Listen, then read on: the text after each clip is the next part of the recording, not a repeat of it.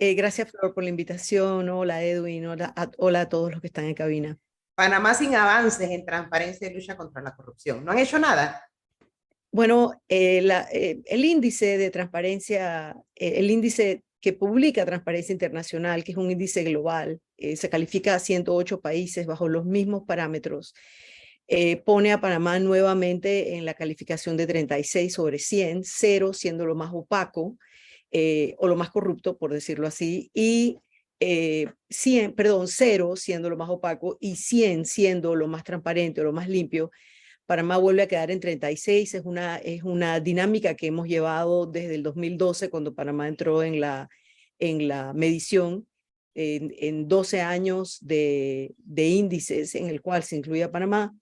Subimos un punto, bajamos un punto, subimos 2 puntos, bajamos un punto, y lo que me dicen los que construyen el índice a partir de 13 fuentes internacionales calificadas, expertas, sobre diversos temas que se miden, porque no es que se mide un solo tema en un país, cada una de las fuentes está midiendo distintos temas, es que no es estadísticamente significativo, porque no tenemos avances contundentes en los temas más importantes que pudieran generar un cambio en la corrupción en el sector público, porque también es importante, Edwin, Flor, recordar que el índice mide la corrupción en el sector público, el índice no mide la corrupción en el sector privado o temas, por ejemplo, como la evasión de impuestos, que es uno de las formas más características de corrupción privada en los países.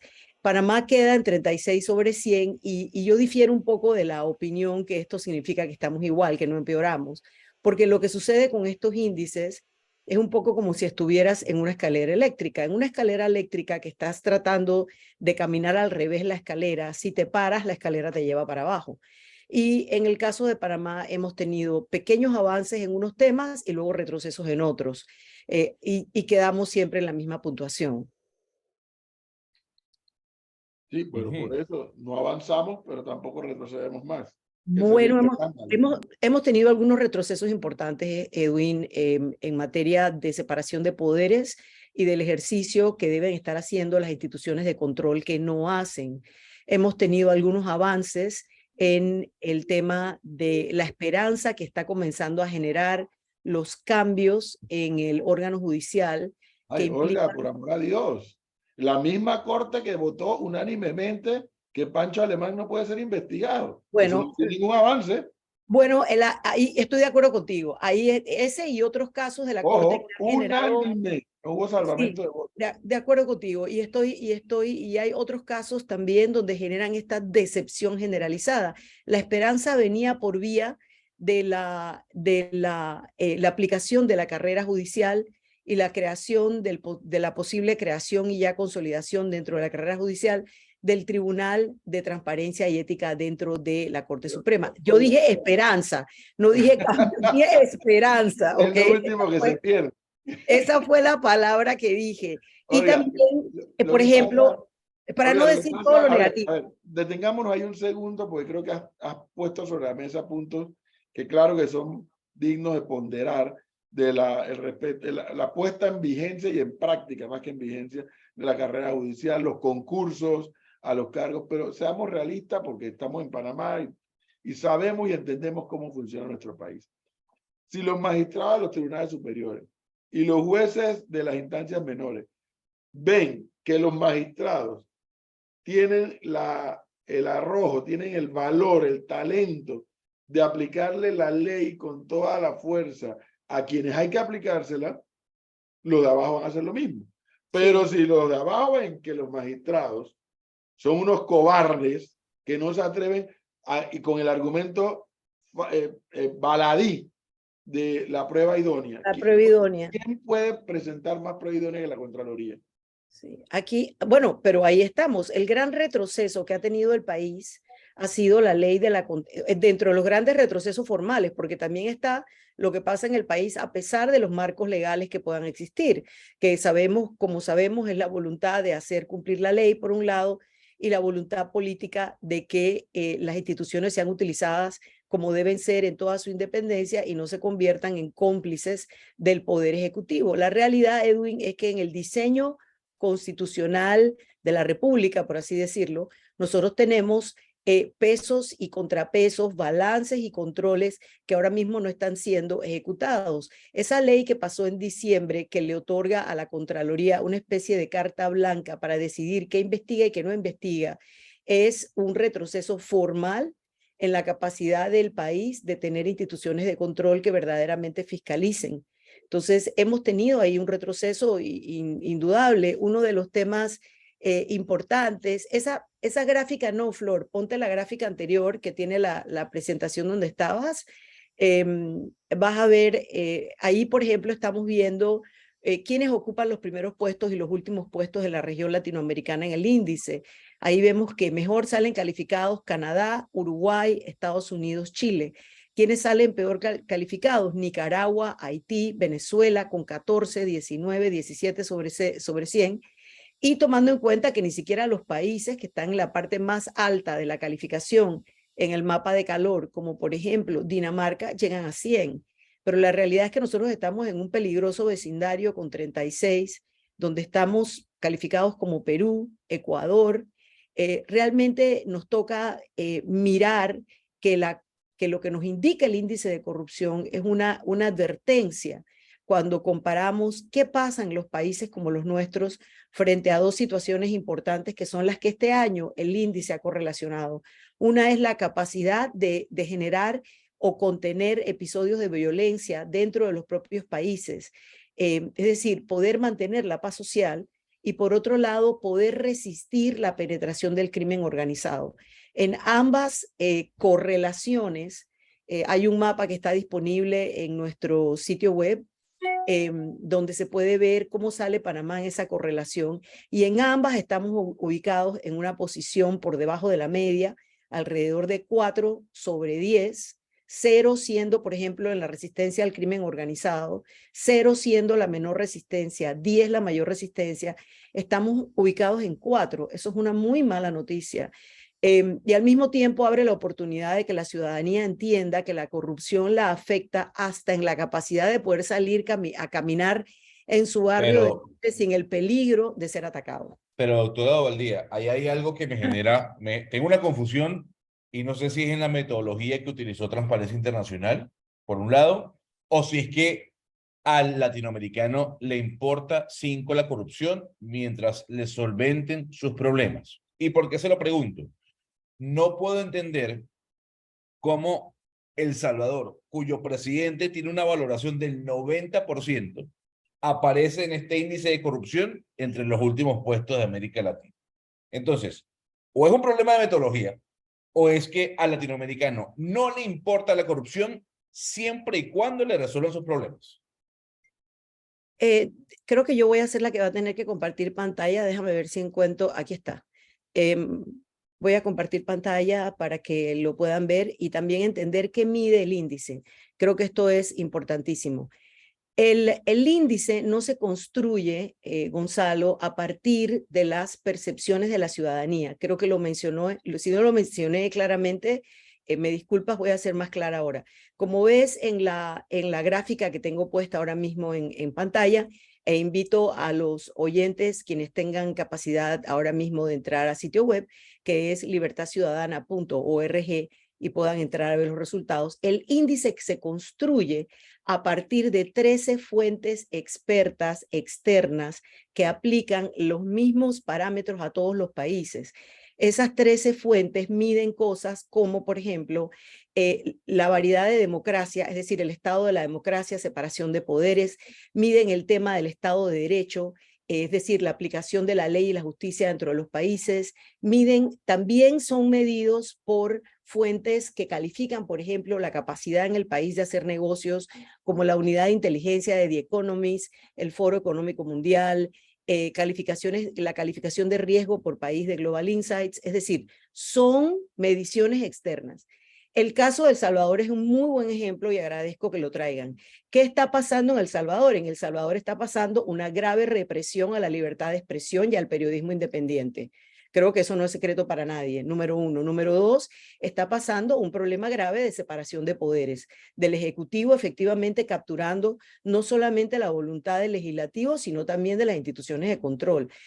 Haciendo un paralelo con las proporciones guardadas, es de alguna manera lo que nos está pasando acá, que la Contraloría, en lugar de ser un ente independiente, está actuando como un ente político. Y el tema que tú preguntas, frente a estas realidades, cómo una ciudadanía, cómo un presidente como ese tiene ese grado de aprobación.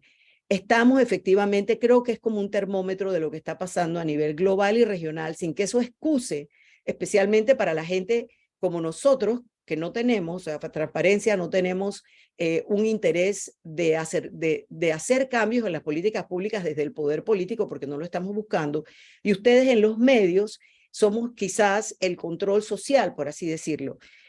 Creo que el caso de El Salvador también se parece a otros casos en la región donde la población harta, de alguna manera hartazgo total de un sistema corrupto o un sistema capturado por intereses económicos específicos, hace ese fenómeno rarísimo que es pensar que una sola persona, lo que le llamamos el mesianismo político, que una sola persona puede resolver los problemas. Pero entonces, Olga, ahí permítame, porque lo que usted dice es muy interesante, que es un debate que yo he traído acá. Entonces, lo que estamos es frente al señalamiento y a la acusación de que el problema de los males en América Latina es la democracia para algunos, cosa que yo no estoy de acuerdo con eso. Hay quienes dicen, yo prefiero perder libertades a que me resuelvan mis problemas. Pudiese pensar uno, ¿no? No, bueno, el latinobarómetro no es una cuestión, lo entiendo perfectamente bien, es el pensamiento que inclusive es tan grave que ya se está midiendo a través de encuestas como por ejemplo el latinobarómetro, que es una de las encuestas más abarcadoras en América Latina y que nos dice que en América Latina hay una desafectación hacia el modelo democrático. Panamá particularmente en esa encuesta, el año pasado, tuvimos más del 60% de los que responden la encuesta dicen que no encuentran que la democracia sea la mejor forma de gobierno. Sin embargo, índices como el nuestro, que apuestan a entender el fenómeno y a avisar qué está pasando en los países, nos indican también, cuando ves las calificaciones de los países, y aquí voy a poner la global, la mundial, déjame ver si puedo en la pantalla poner la global, que Flor la ha puesto varias veces, que es el mapa de calor que tiene todo el mundo. Cuando tú observas los países que están en rojo, los peores calificados en todos los 180 países, se trata de gobiernos autoritarios donde no hay libertades. Sencillamente, cuando tú tienes un poder, es así, es la historia de la humanidad. Poder concentrado es poder abusado. Entonces, no necesariamente la población va a entender, y no quiero sonar paternalista porque no lo soy en lo más mínimo, pero sí hay un tema y por eso es que el populismo es tan, que su propio nombre lo indica, es un fenómeno que llama a tanta gente a pensar o creer que la promesa simple, desconstruida y además el 90% del tiempo falsa, de un líder que dice, yo te voy a resolver el problema así, esto es lo que hay que hacer. Y yo creo que en un año preelectoral es buenísimo que estemos hablando de temas como esto a las 8 de la mañana en la Radio Nacional en Panamá. Es entender que las propuestas políticas tienen que abordar los problemas de forma abarcadora, porque el problema es muy complejo.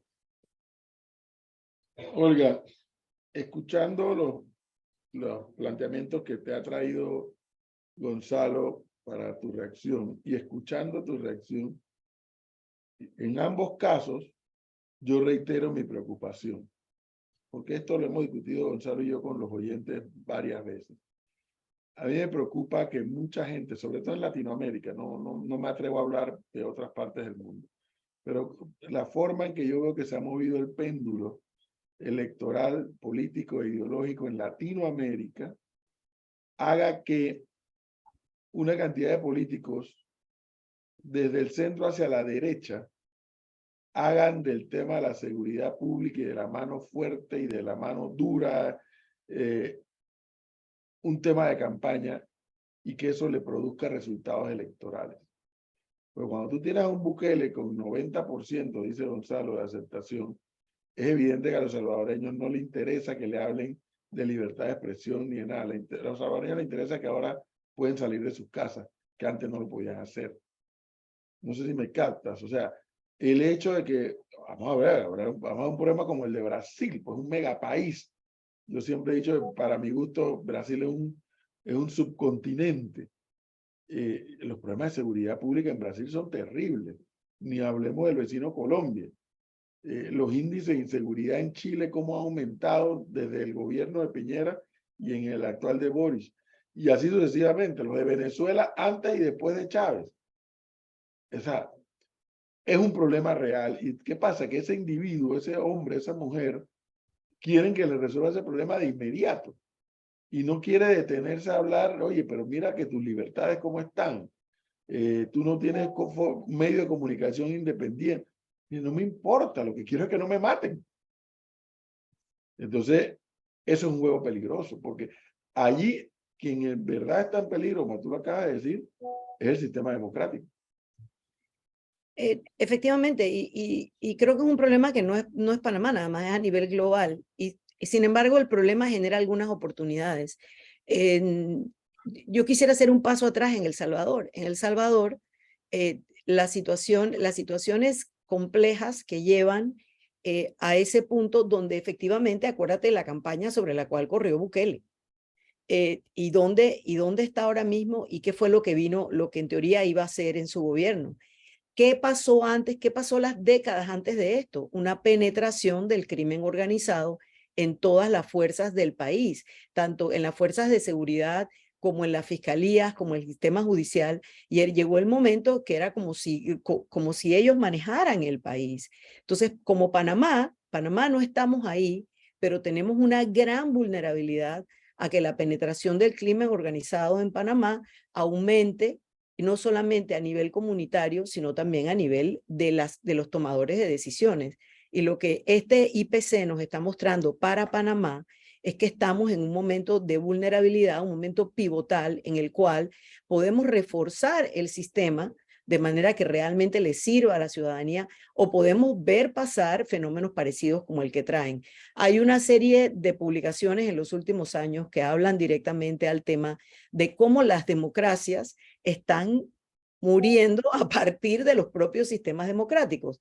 Creo que el más conocido es el libro de Seblit, de cómo mueren las democracias, pero hay otros autores, hay un búlgaro, Pradev, excelente, que habla, inclusive tiene un libro que habla de que la luz de las democracias de Occidente se está apagando y no hay luz que lo reemplace.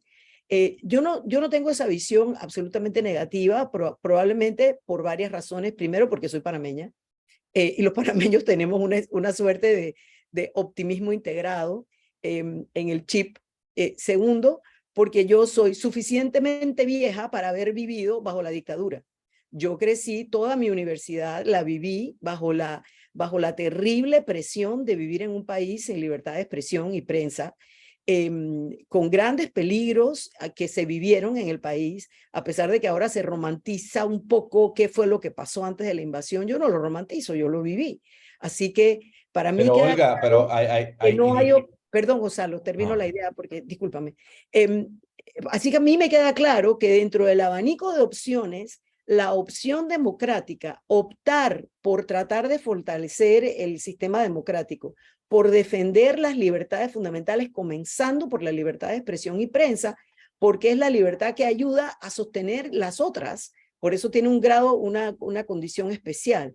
Y apostar a seguir hablándole a nuestra población en general de que sus opciones electorales tienen que estudiarlas y pensarlas más allá del cuadro clientelar, es algo que realmente creo que nos compete a todos, en parte como respuesta a esos problemas reales que tú bien señalas, Edwin, y los problemas globales que tú has señalado, Gonzalo, con justa razón. Pero, doctora Olga, yo entiendo Y doctora, soy Olga en sencillo y además nada más tengo una licenciatura. Él le dice doctora a todo. Okay. Hablemos entonces, señora Olga, con respecto a lo que usted dice, que sí, es una filosofía que yo comparto, es un pensamiento que yo sigo y del cual creo fielmente. No obstante, Yo mismo creo que jamás es un discurso que está muy alejado de la realidad. ¿Por qué? Porque si fuese así, el señor Ricardo Martinelli no tuviese la popularidad que tiene hoy en día. Y aunque las encuestas nos gusten o no, les creamos o no, muestren a Martinelli muy cercano a obtener una presidencia si las elecciones fuesen el día de hoy, lo que deja entrever es que a la gente no le importa sus libertades, no le importa si robaron, no le importa mientras tenga plata, tenga para comer, tenga trabajo. ¿Cómo hacer para que ese discurso que usted trae, que es muy importante, es vital, se pueda trasladar al ciudadano a pie y que el ciudadano a pie no sienta que el problema es la democracia?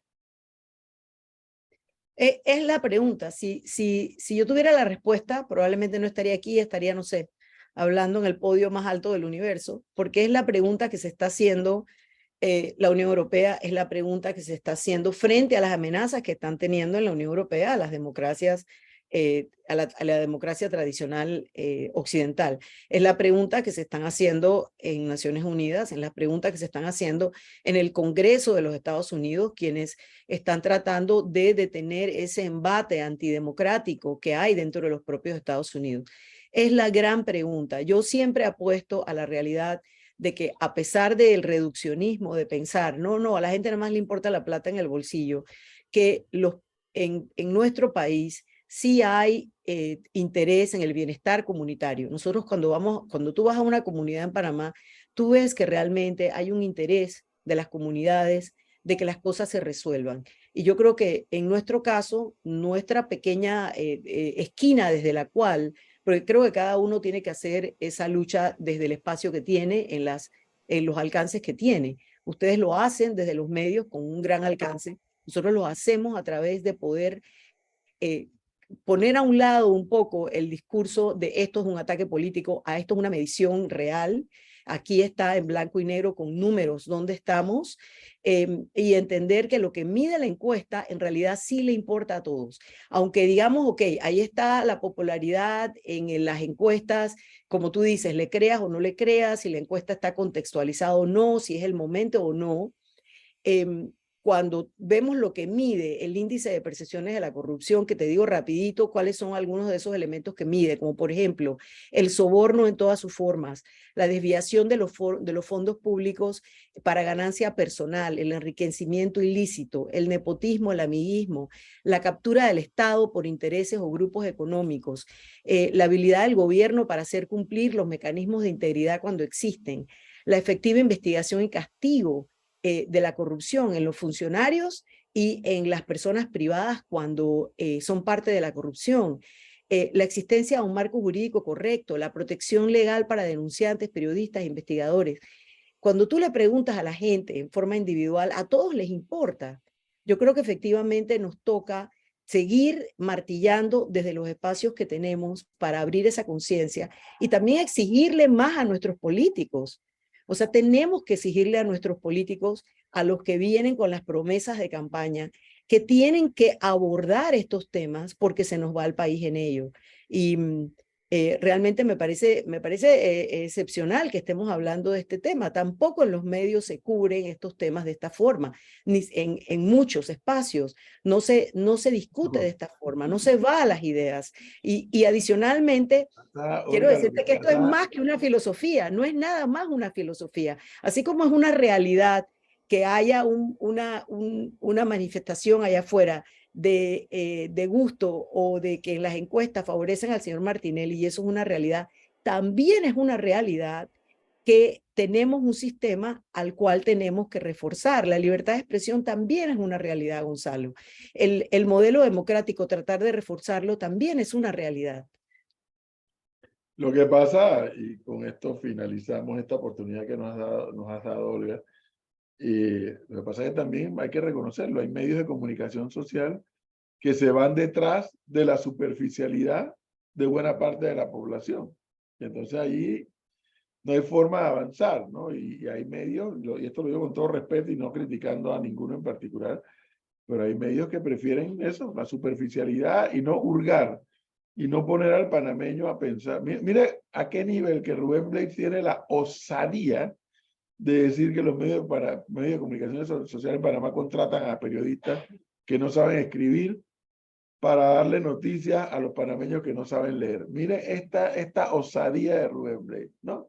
Pero bueno, esa es la realidad que tenemos y contra la cual tenemos que luchar para que la sociedad avance y se eleve y pueda entrar a este tipo de análisis como el que ha hecho Olga Dovaldía con los cuestionamientos o temas que le ha puesto Gonzalo sobre la mesa, poner a la gente a hablar de eso. Lo que pasa es que también hay una dificultad. Hay una serie de derechos que como la gente los tiene, dice, pero ¿por qué me quieres que yo pelee por la libertad de expresión si ya la tengo? Lo que tengo ahora es que no me dejan salir de mi casa, lo que tengo ahora es que la canasta básica está cara. Entonces, la gente no, lamentablemente, pone otras prioridades bueno, y a las que son prioridades las pone en segundo plano. Pero ese es un tema que nos da para otro programa, Olga.